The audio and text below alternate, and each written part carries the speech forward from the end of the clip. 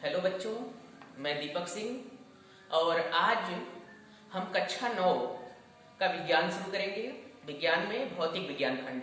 ठीक है, तो भौतिक विज्ञान में कक्षा 9 में जो पहला लेसन है वो है गति, मोशन। ठीक है, तो आज हम लोग गति के बारे में पढ़ेंगे।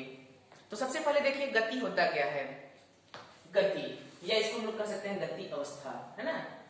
गति अवस्था, ध्यान दीजिए, अगर कोई वस्तु है और समय के साथ जैसे जैसे समय बदले वैसे वैसे उस वस्तु का स्थान भी अगर बदलता जाए तो हम कह सकते हैं कि वस्तु किस अवस्था में है, गति अवस्था में, यानी वो गति कर रही है।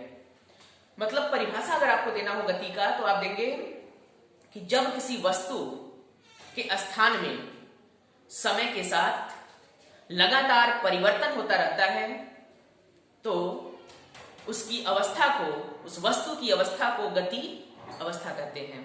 ठीक है, ये रहा आपका गति।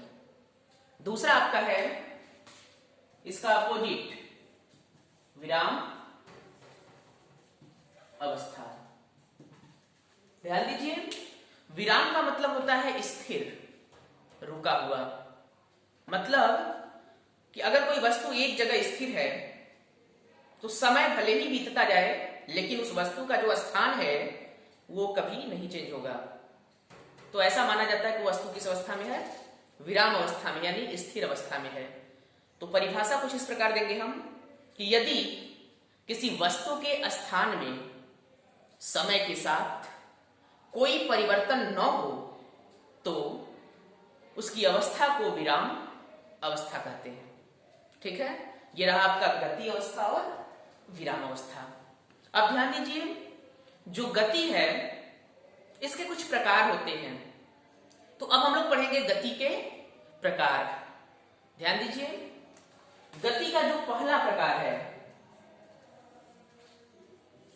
ये है आपका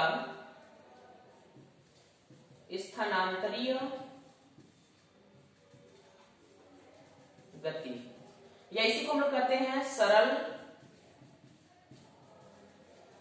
रेखीय गति। ध्यान दीजिए, सरल रेखीय गति क्या होता है, या इसको हम लोग स्थानांतरीय गति भी कह सकते हैं।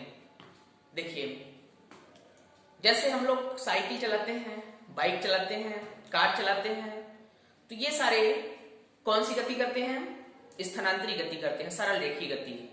मतलब कि इनका जो पथ होता है, जिस रास्ते पर ये गति करते हैं वो सरल रेखीय होता है। ठीक है, कुछ इस प्रकार ऐसे।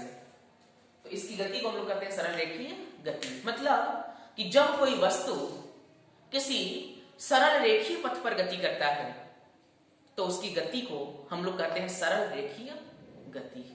ठीक है, जैसे एग्जांपल आपका कार की गति, बाइक की गति, बस ट्रेन की गति, एरोप्लेन की गति। ठीक है, ये सारे आपके स्थानांतरीय गति हैं। ध्यान दीजिए, अगला आपका जो है वो है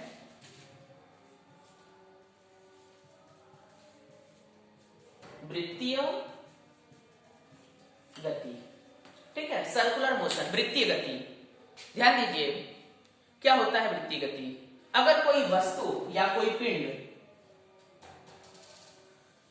किसी वृत्ताकार मार्ग पर, केंद्र के चारों ओर वृत्ताकार मार्ग पर अगर इस प्रकार से गति कर रहा है तब उसकी गति को हम लोग कहते हैं वृत्तीय गति।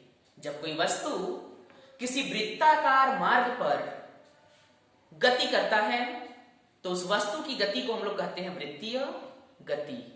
एग्जाम्पल आप लोगों को पता है, घड़ी के सुई की गति। घड़ी का सुई आप देखते हैं वृत्ताकार मार्ग पर गति करता है।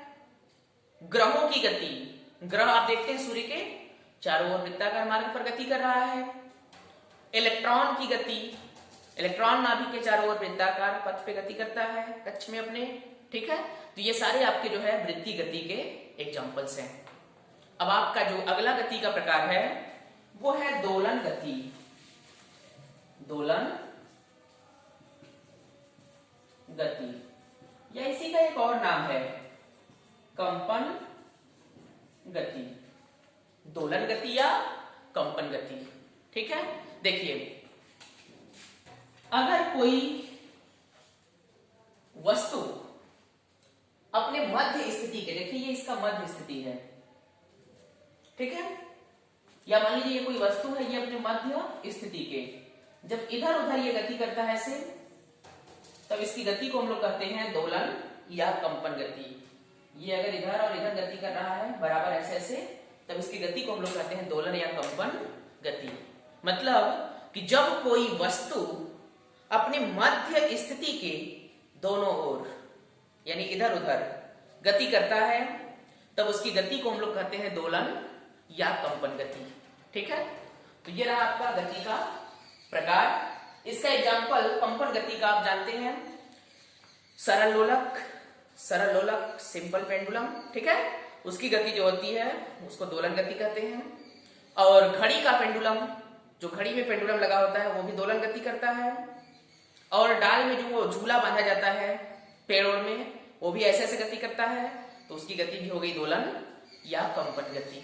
ठीक है, तो ये रहा आपका गति और गति के प्रकार। तो इस टॉपिक में बस इतना ही। अब आगे का टॉपिक आपको नेक्स्ट वीडियो में हम बताएंगे। ठीक है, धन्यवाद।